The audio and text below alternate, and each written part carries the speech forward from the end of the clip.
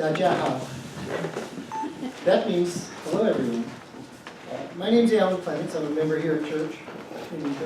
I want to thank someone for the Confucius Institute for being here. You make my job easier.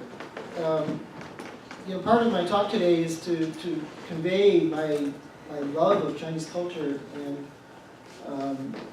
as an American or a foreigner to China, it's hard in some ways to do that.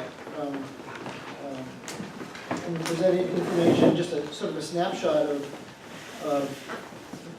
something that's just so intrinsic to Chinese society. Anyway, I've been going to China since 2003, and I was married for a while in China, and so my background is sort of just domestic day-to-day living. It's also work. I have not worked for a Chinese company, but I work as a consultant for an American company in manufacturing. And so I've been in dozens and dozens of factories. I have a lot of American or expat friends, foreigner friends that live mostly in Shanghai. And I pay attention. I really listen. I like to think of myself as a traveler, not a tourist. And I'm sort of an amateur sociologist, perhaps. I've been to a lot of other foreign countries as well, and China is just an amazing place. It's just an amazing place. And so I want to pick up a little bit, just add to the Confucius Institute presentation. When Baifeng showed the different dynasties on the board here, the Qing dynasty was the last dynasty that ended in 1911, started around 1640, and the Song dynasty, Ming dynasty, excuse me, that preceded that, and that started around the late 1300s, I think, and the reason I mention this is because those two dynasties are the dynasties that have interacted most with the empires of the West, the Western European colonization of the world. And in many ways, the prior dynasties and the prior history of China, much interaction with particularly the Eurasian world. But those last two dynasties really, there's a whole bunch of other stuff going on in this quote-unquote age of exploration, as European ancestors like to call it. I have a different word for it, but anyway. So I wanted to start by talking about the title. Why the title? And it's to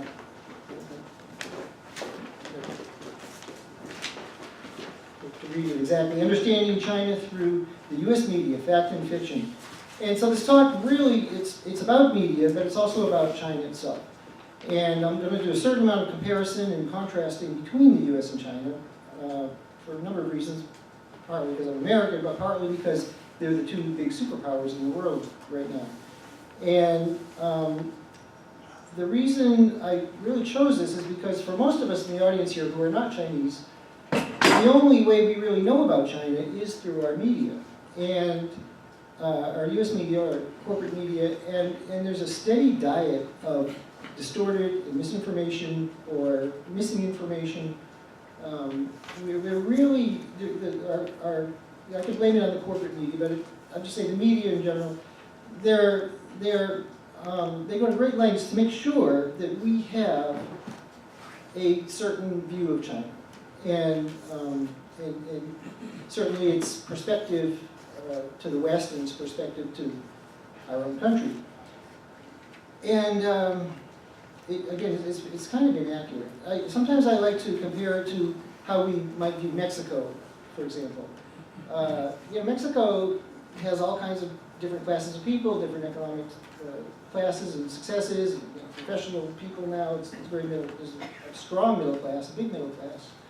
And there's also, of course, a lot of agrarian, rural people, and a lot of poor people, and many, many poor people, of course. And in the U.S., it's necessary to maintain this image because they're sort of like our colony or our our source for all kinds of cheap things, including marketing and so on. But it's sort of necessary for the order of things for our government and our corporate government, oriented government, to make sure we have the perspective on this place that they want us to have. And that's very much true for China as well. And so I want to undo some of that, and so I will be talking about the U.S. specifically, contrasting it. You know, I have to be careful that I don't say too many bad things about the U.S., but I'll try not to. But there's enough to be said. But anyway, so let's see. I also want to mention, you know, Community Church of Boston here.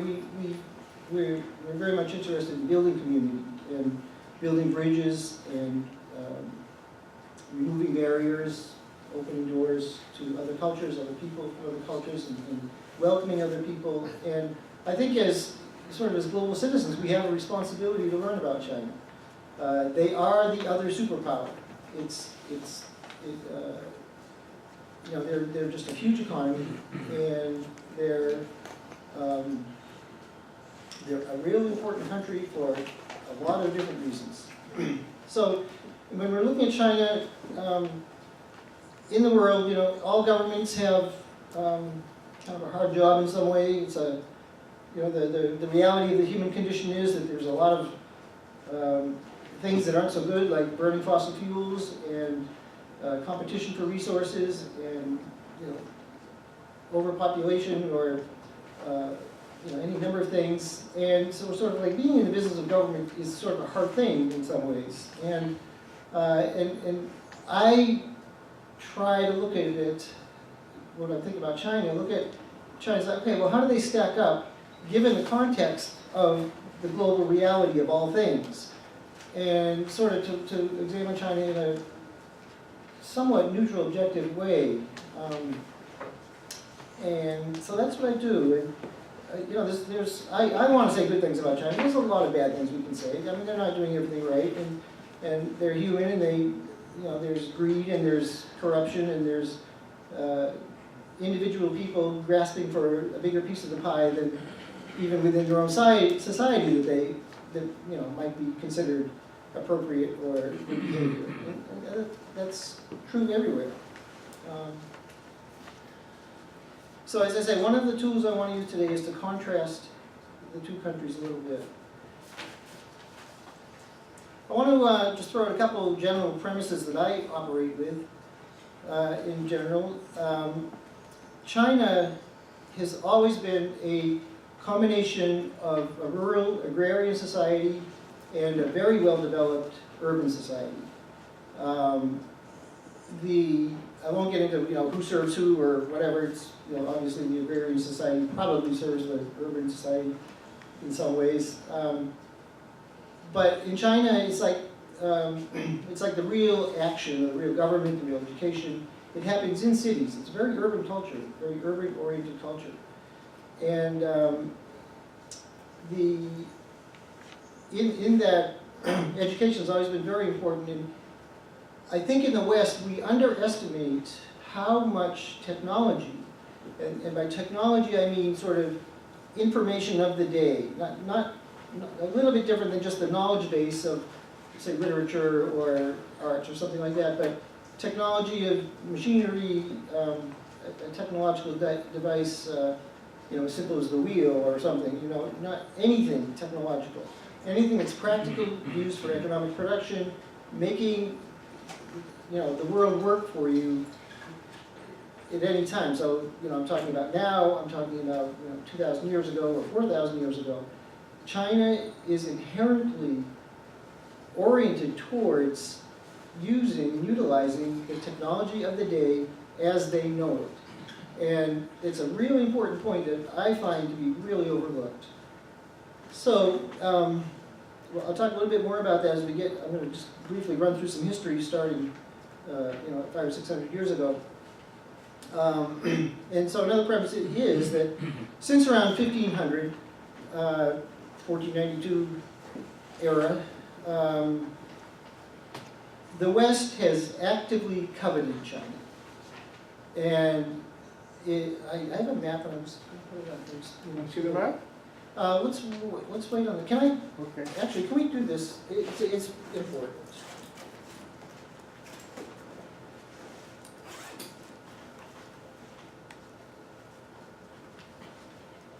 Let's see.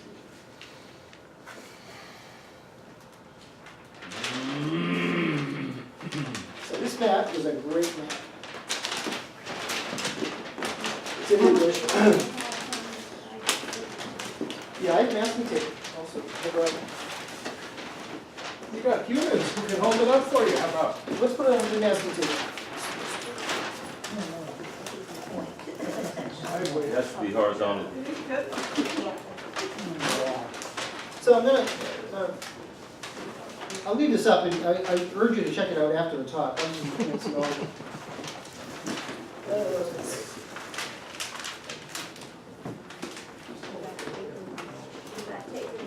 We'll find some pictures. Yeah, I don't know.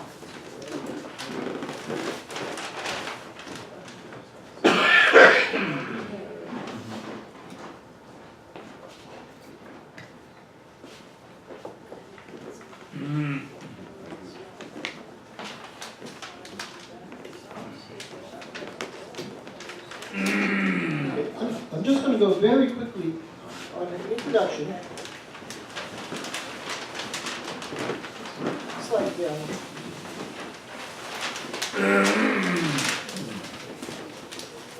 Put up a little higher.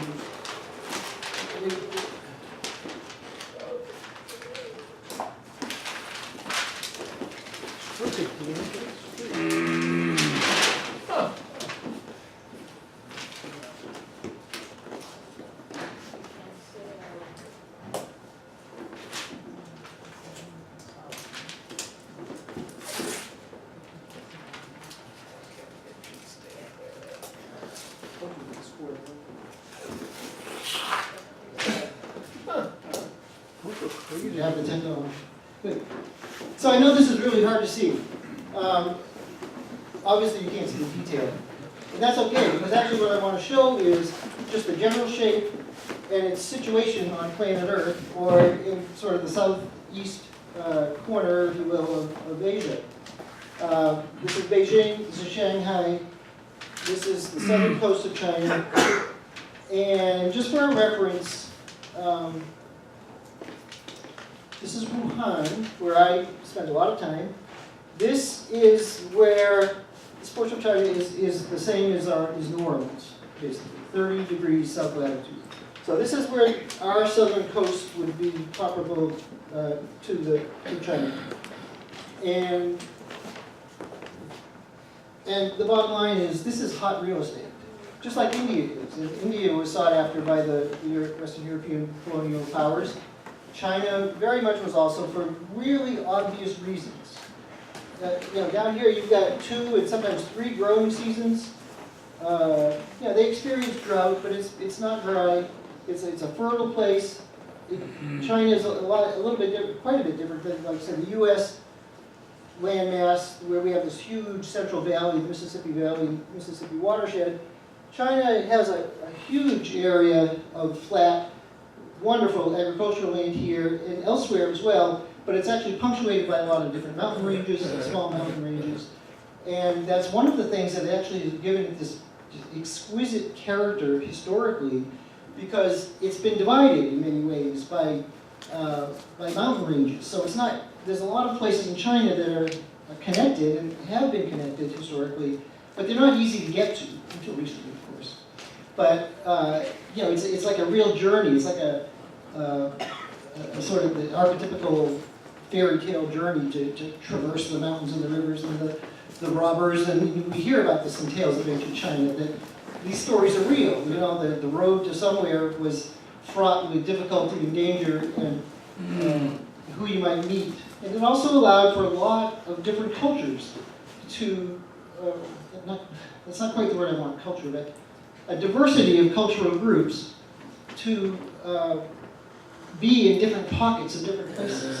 As much as they have there's a certain uniformity to their cultural identity, there's an amazing amount of diversity. And that's really great. I also want to mention too, in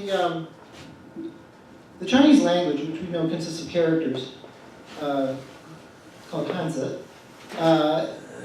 in China, everyone reads and writes the same language, in written language. But there's like thousands of different dialects, and not just dialects, but like different languages, and verbal languages. So when people from two different places who don't speak the same language, they write to each other. They can communicate by writing. And that just blew me away when I learned that. And of course, when I went to China, it still happens, I'll try to say something, and I speak a little Chinese, not very well. But so someone will start writing, like, well, oh, there's a problem with verbal here, we'll write. And I said, oh no, that's even worse. Okay, anyway, so I just want to make the point, that premise that I use, that, since around 1500, I mean, the way I describe it often is that, around 1500, plus a few more years than that, in the late 1400s, a bunch of white guys from Western Europe set off in the technology of the day to conquer the planet, to control the entire planet.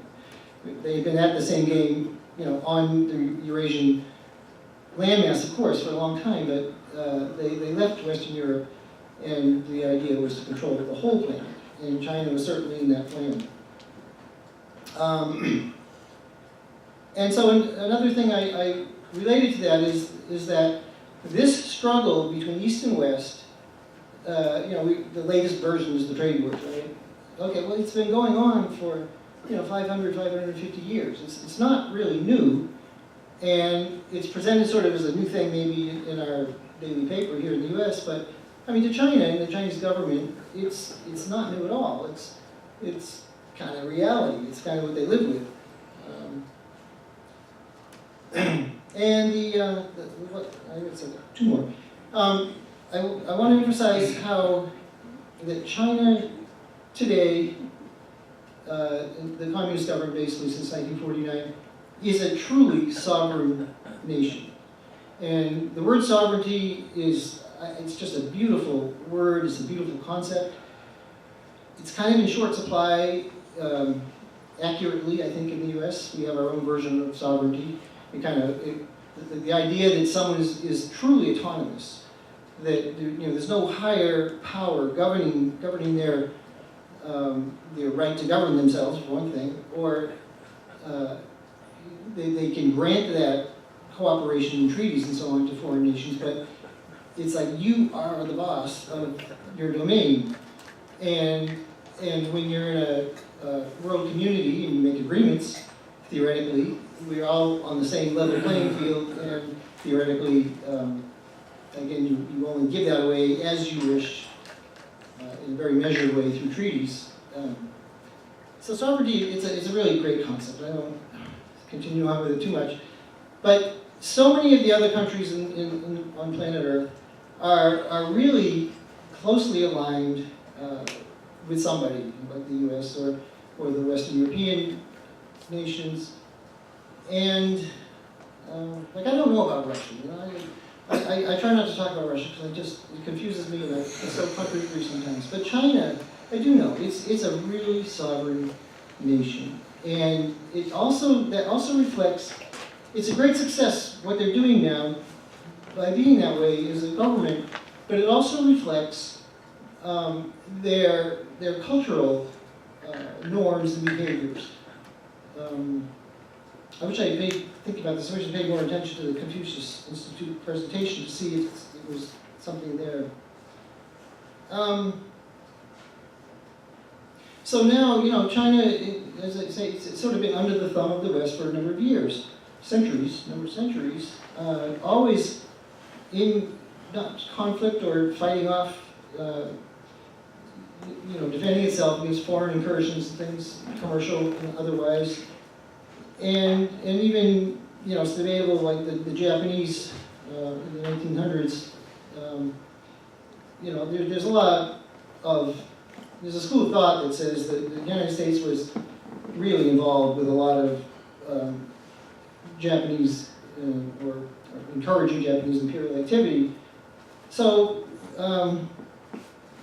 leads me to my last point I want to make, is that China, like a lot of other countries like Venezuela or Cuba or something like that, the countries that we have an adversarial relationship to.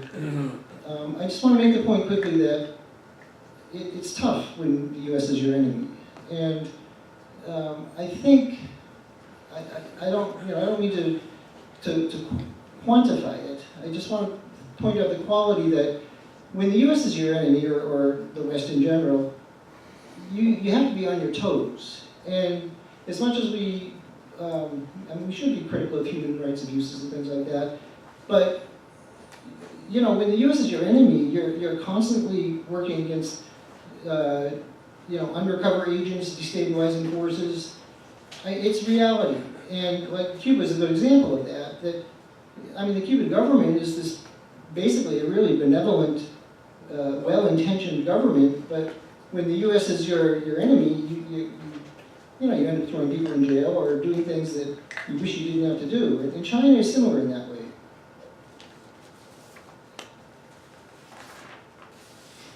So I'm going to blast through some history. And I'm going to start around the 1200s, the Mongol Empire. I'm not going to go back farther than that. But Genghis Khan, Kublai Khan, the Khan family, I guess it's they're from Mongolia. They basically ruled most of Asia and it varied. Their empire grew and then shrank, but for like 100 years or so, they dominated Eurasia. They were hoping to move into Europe, but they didn't. And they also dominated China as well in the Yuan dynasty. It was one dynasty. So they were replaced around, got my date written down somewhere, but in the early 1300s, I think, or 1360 or something like that. And at that point, the Ming dynasty started. And so the Ming dynasty was in power, late 1300s into the 1400s, and they had their abuses for sure, but they also were a very constructive, creative dynasty. They embraced Confucianism. I'm not sure exactly the details about that, but they didn't deny it or anything like that. And they were continuing, again, in this, there always had been a lot of trade with Europe. The reason I mention the Mongol Empire is because as Westerners, I'm not sure if your education was like mine, but my education of China and the sort of the history of that, of Asia as a whole as opposed to Europe, was kind of this perspective that China was there, and these hard-working, persevering European merchants, made it to China on the Silk Road, and it was tough, but they did it, and China was this mysterious place that, whatever, I kind of, after being there for a long time, I look at it backwards now. I'm thinking, if I were to go here and go to like Europe from Shanghai or something like that, that would be pretty interesting or something. But the point I say that is that there was like a lot of Chinese people